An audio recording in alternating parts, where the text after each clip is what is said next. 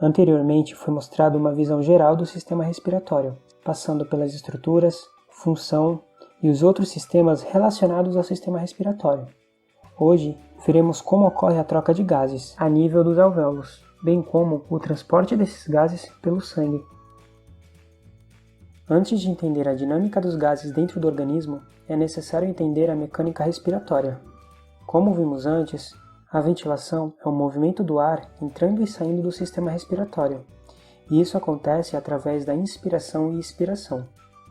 O diafragma é o principal músculo inspiratório, e ele consiste em uma lâmina musculocutânea em forma de cúpula, e que separa a cavidade torácica da cavidade abdominal. No processo de inspiração, o diafragma contrai. Essa contração faz com que ele seja puxado caudalmente. Esse movimento acaba puxando e aumentando a base do pulmão, o que por sua vez aumenta a cavidade torácica. Com o auxílio dos músculos intercostais externos, as costelas também se deslocam, e isso também permite a expansão da cavidade torácica. A expansão do tórax leva a uma diminuição da pressão intratorácica, e dessa forma o ar acaba fluindo até os pulmões por diferença de pressão, lembrando que o ar sempre se desloca do local de maior pressão para o de menor pressão. O processo de expiração, apesar de acontecer de modo passivo, ele tem auxílio dos músculos intercostais internos, que diminuem o tamanho da caixa torácica, e dos músculos abdominais, que ao contraírem aumenta a pressão intraabdominal, empurrando o diafragma em direção cranial. Após os alvéolos serem ventilados com ar, a próxima etapa é a troca de gases. O ar atmosférico é uma mistura de diversos gases, e dentre esses gases temos o oxigênio, que se encontra em uma concentração em torno de 21% na atmosfera. A força que as moléculas de oxigênio exercem no ar define a pressão parcial de oxigênio. A pressão parcial de oxigênio dentro do alvéolo é menor do que a do ar inspirado. Temos que ter em mente que as moléculas sempre vão se mover para o local de menor pressão. Isso significa dizer que o que estimula o movimento do oxigênio do ar inspirado para o interior dos alvéolos é a diferença de pressão. O mesmo raciocínio pode ser aplicado ao dióxido de carbono que produzimos. Ele está em maior concentração dentro do alvéolo e em menor concentração no ar. Isso é, o movimento dele vai acontecer para fora do alvéolo, e dessa forma ele é expulso na expiração. Sabemos que os alvéolos são estruturas microscópicas em forma de saco, e que estão localizados na porção final do sistema respiratório. Entre os alvéolos se localizam os capilares sanguíneos, que trazem o sangue rico em CO2 proveniente do coração.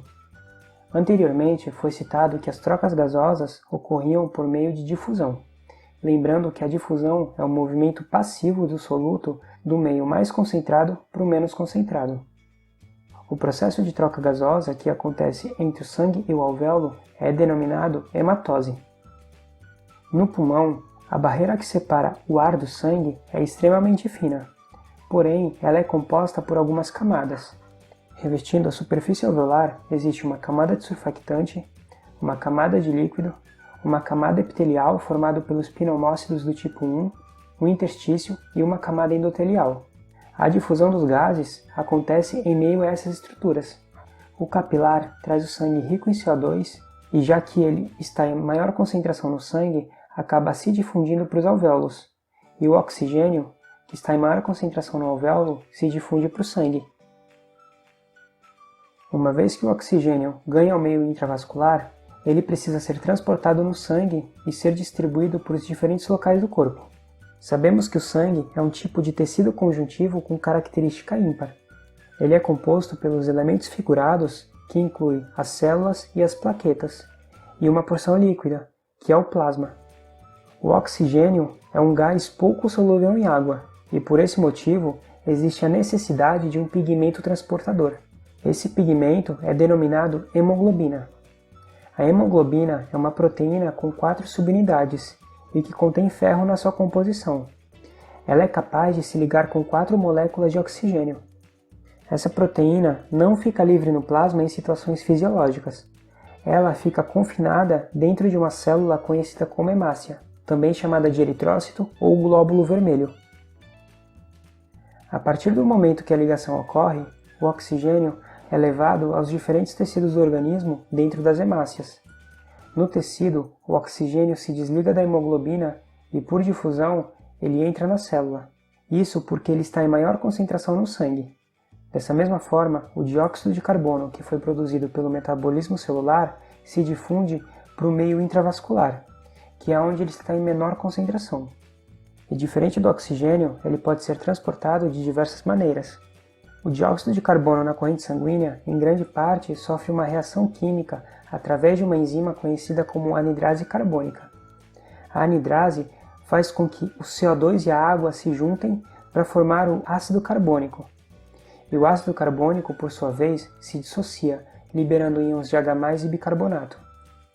Esse metabólito, então, é levado até o pulmão, onde será excretado.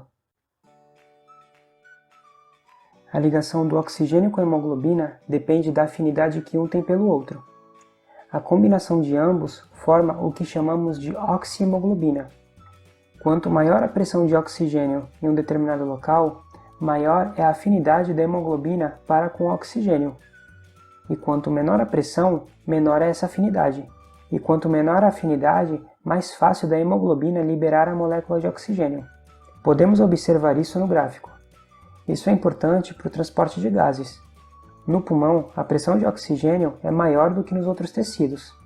Dessa forma, quando a hemácia chega no pulmão, a hemoglobina tem uma alta afinidade pelo oxigênio, e isso permite que ambos se liguem. Já nos tecidos, onde a pressão de oxigênio é menor, o oxigênio se dissocia facilmente da hemoglobina. Existem alguns fatores que alteram a curva de dissociação da hemoglobina. A curva ela pode ser alterada para a direita, o que diminui a afinidade e facilita a dissociação, ou alterada para a esquerda, aumentando a afinidade e dificultando a dissociação. Tais fatores incluem a temperatura, o pH, a pressão de oxigênio no tecido e a concentração de alguns fosfatos orgânicos intracelulares. Então, por exemplo, um aumento da temperatura desloca a curva para a direita, facilitando a liberação do oxigênio para os tecidos, enquanto a diminuição da mesma desloca a curva para a esquerda, dificultando a liberação do oxigênio para os tecidos. Quando a hemoglobina está com uma quantidade menor de oxigênio, ela acaba mudando de cor e passa de um vermelho vivo para um vermelho azulado. Essa alteração de cor é conhecida como cianose e podemos observar em algumas situações de hipóxia. Em uma situação de exercício, a demanda de oxigênio é muito maior. E por esse motivo, é essencial que a frequência respiratória e o débito cardíaco aumente. Esse aumento de ambos é desencadeado pela liberação de adrenalina por parte do sistema nervoso simpático. O aumento do débito cardíaco proporciona um aumento do fluxo sanguíneo pulmonar. E, aliado ao aumento da frequência respiratória, a captação de oxigênio aumenta. Isso faz com que mais oxigênio seja levado para os músculos. Em algumas espécies, como o cavalo, por exemplo, durante o exercício, o baço sofre uma contração, promovida pela descarga adrenérgica. E como sabemos, já que o baço funciona como um armazenamento de hemácias, ele libera mais células na corrente sanguínea, e com isso aumenta a capacidade de carregar oxigênio no sistema circulatório, e assim disponibilizando mais oxigênio para a musculatura. É isso aí, pessoal. Essa foi a aula de hoje. Espero que tenha ajudado. Se esse vídeo te ajudou, deixa o like. Valeu!